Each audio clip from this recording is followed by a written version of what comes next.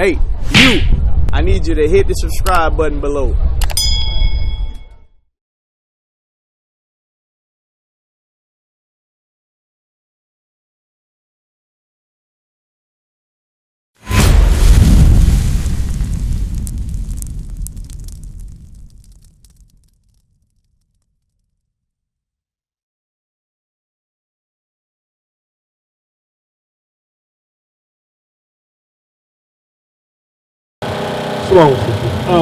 Get 2 Samuel 13 and 18. I just want to show something. Don't go nowhere. I'll go back up.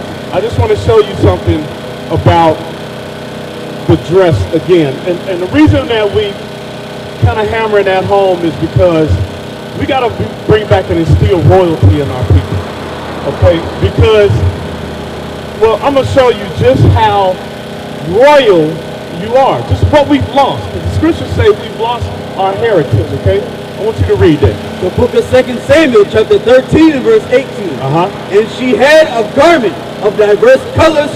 She had what? She had a garment of diverse colors. What does that mean, diverse colors?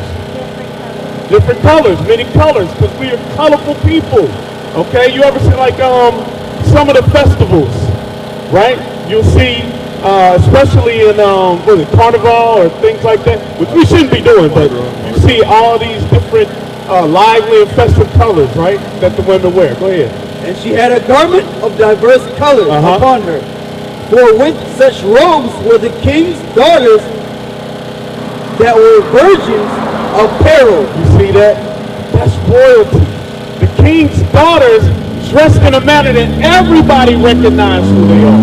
You understand what I'm saying? And so what has happened here is that we've been conditioned to what? Wear the clothing that's been given to us. Give me Deuteronomy. Finish that. 18 and 19. Then his servants brought her out and bolted the door after her. And Tamar put ashes on her head. Do you know the history of Tamar, David's daughter? King David's daughter? She had a brother named Amnon. Amnon loved her because she was beautiful. And he conspired to lay with her. Now we know brothers and sisters can't lay up with each other according to the law, right? And so anyway, when you go back and you read the history, it's in 2 Samuel, all right? We'll read it in 2 Samuel 13. He ended up raping her, okay? He ended up raping her and then he put her out, all right? And then she had another brother, Absalom. You ever heard of him? Absalom wanted revenge on his brother for raping their sister. But what happened was she dressed colorful and lively because, read that again in verse 18. Verse 18. And she had a garment of diverse colors upon her. For with such robes were the king's daughters that were virgins apparel. The king's daughters. Now, who is our king? Okay, so now go back to that in Zephaniah.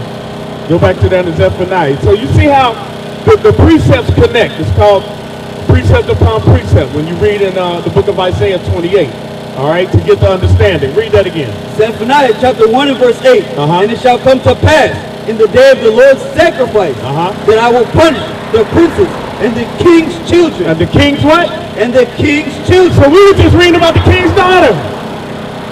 We are the king's children. We are the Israelites. We are the king's children. Now, you see how we're dressed?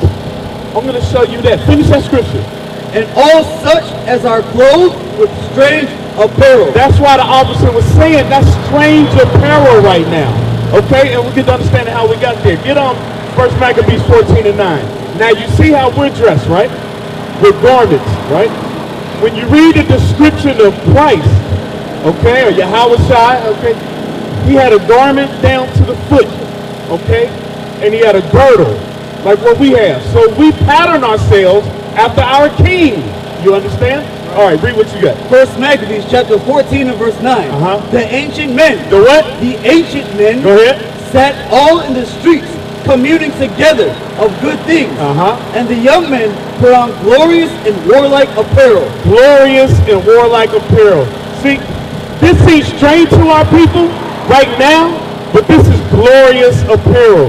Just like, you know what, when you have that dress flowing with many colors, That's glorious apparel. Okay? Right. Last scripture, give me Deuteronomy 28:48. Now, how do we get to where we are now? How do we get to the point where our men sag their pants, the women dress, wear the same clothing? How do we get to that point? Read that. The book of Deuteronomy, chapter 28 and verse 48.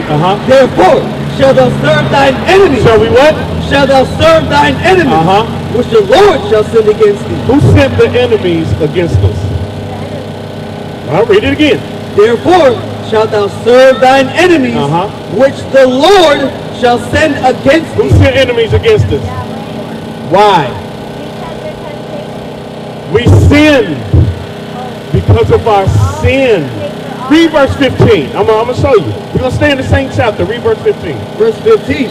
But it shall come to pass, if thou wilt not hearken unto the voice of the Lord thy God. So if we wouldn't listen to our God, go ahead, to observe, to do all his commandments and his statutes, which I command thee this day, that all these curses shall come upon thee and overtake thee. So we're going to read about a curse. All right, jump back to where you were.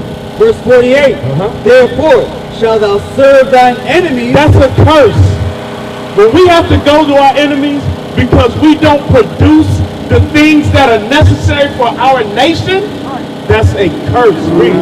Which the Lord shall send against thee. And the Lord sent the enemy against us. Matter of fact, the tribe of Ephraim, Manasseh, Simeon, Zebulun, Gad, Reuben, Asher, Manasseh, and Naphtali. You read in 2 Kings how Shalmaneser, a king of Assyria, came into Israel and pulled you out.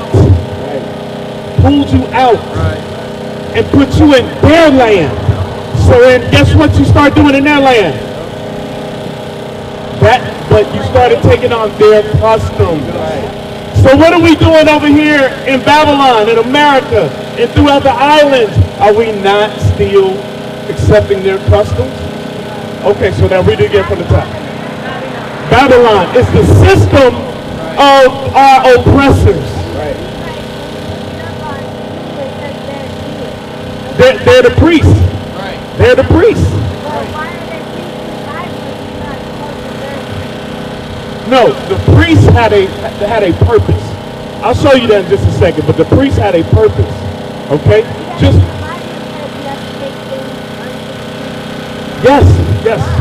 I'll show you. Finish reading that first. That's a very good question. I'll show you. Read that. Verse 48. Therefore shalt thou serve thine enemies. Shall we what? Serve thine enemies. So, there's a people that are enemies unto God's people. You understand? Read. Which the Lord shall send against thee. And God sent them against us. Go ahead. In hunger. Food. And so you got to go work so that you can get money to buy from your who? Enemies. You work. Most of us work for our enemies. And even if you have your own business, a lot of times your supplies come from who? Your enemies. So you're still serving them, okay? For food, for hunger. And in thirst. Water. Just like your water systems, okay? Your enemies dictate that. If you don't pay a bill, they do what? They shut it off, right? Right. Go ahead. In nakedness. And clothing. Which is why they dictate what clothing goes to what neighborhoods and our stores. So we think we're making a conscious decision. This is fashion and all of that.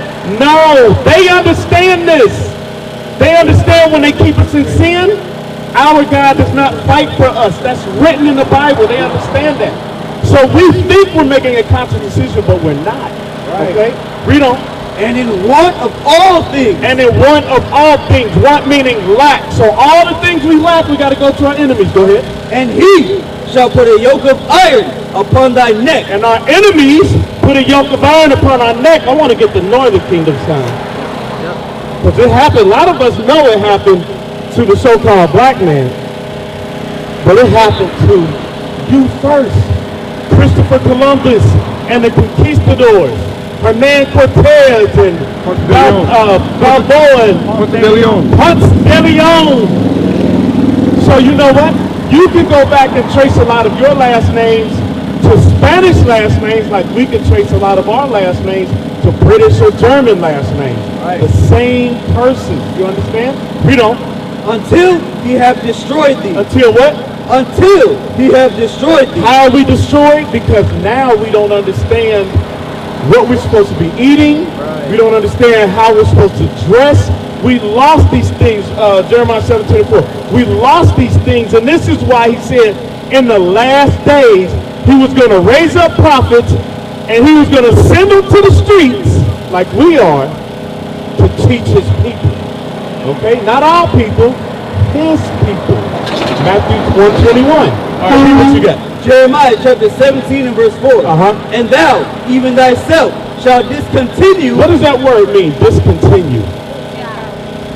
Stop. Right? Okay. Shall discontinue from thine heritage. From your heritage.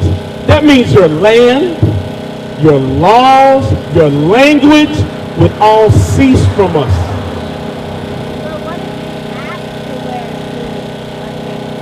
For what reason? For work? Okay, so good question.